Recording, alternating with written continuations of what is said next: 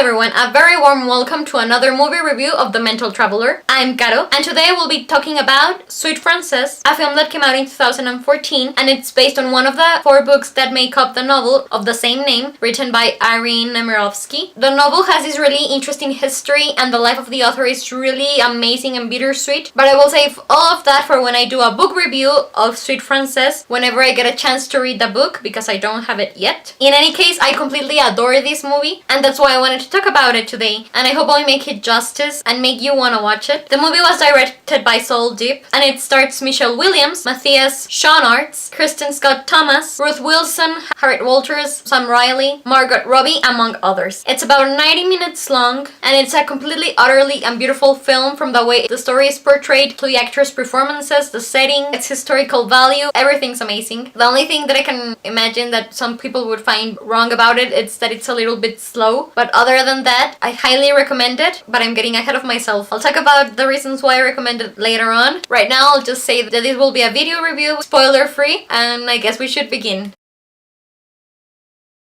The film is based on Dolce, the second novel that makes up Suite Francaise. The story is set during World War II in Nazi-occupied France. Suite Francaise tells 2 storylines. When a regiment of Nazi soldiers arrive at Bussy, a town in the middle of the French countryside, the lives of the villagers changes drastically. The townsfolk of Bussy are forced to having Germans living with them under the same roof and dealing with the tensions that arise in a lot of cases because of these interactions. But the other storyline that is told is that of the love relationship between one of the women of the village and a Nazi commander. Lucille is this young married woman whose husband is fighting the Germans far away, and in the meantime she is living with her mother-in-law. The latter is this very strict woman, and because Lucille and her mother-in-law are quite rich, a German commander is stationed to live at their house while the Germans are occupying the town of Bussy. His name is Bruno, and despite the fact that he is a Nazi, he is a very kind person and he is a gentleman. And one thing leads to another, and soon enough, Bruno and Lucille start to develop feelings for each other. Of course, that complications arise when their little oasis is turned upside down by the fact that the villagers of Bussy and the Germans occupying the town aren't getting along as well as the lovers. And I won't be telling you if Lucille or Bruno end up together.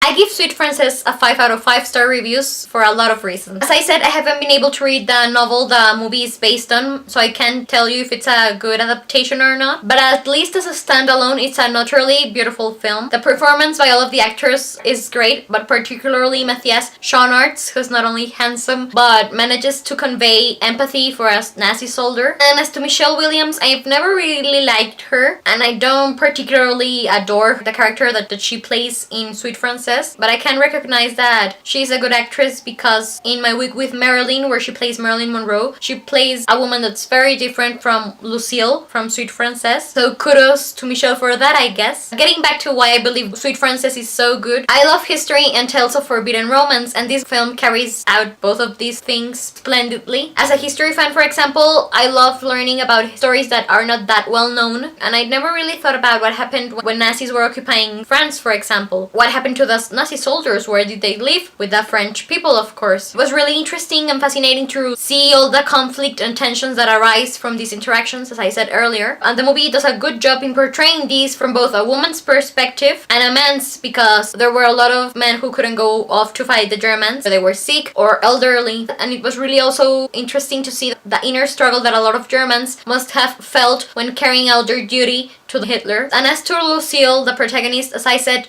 she isn't a character that really appeals to me, particularly at the start of the film where she's very meek and looks like this really scared little bird. As the plot went along, she sort of grew on me because her love for Bruno inspires her to become a different woman, and by the end of the film she does some things that are pretty awesome and courageous. And regarding the romance in Suite Francaise, I adore the way the film portrays the fact that although these 2 people should be enemies, through their daily interactions and their conversations about music and life, basically, their minds and their hearts connect against all odds. For example, there is this line from the film that describes this. Hardly a word of our true feelings had ever been spoken. Not a single word of love. And yet they know, and so do the viewer, that what Lucille and Bruno share is this precious thing, which would be a shame if it were to be broken. This could be considered a tiny spoiler, but I think it's important to mention in a review. I really enjoy watching movies or reading about about couples who, for a lot of circumstances, are not allowed to display their love in ways like touching or kissing. And this is the case with Bruno and Lucille. But this only aids in giving the relationship more depth because it blossoms despite the lack of physical contact between them. Thank you very much for watching my movie review of Suite Francaise. I'll be keeping my fingers crossed that you enjoyed it and that you will now want to watch the movie or even read the book. If you have seen it or read it, please let me know and tell me what you think. If you agree or disagree with anything I said, I want to hear that too. In the description box below, you can find links to the movie's trailer and its IMDb page. I'm Gara, the Mental Traveler, and I wish you a great day, my friends. Take care.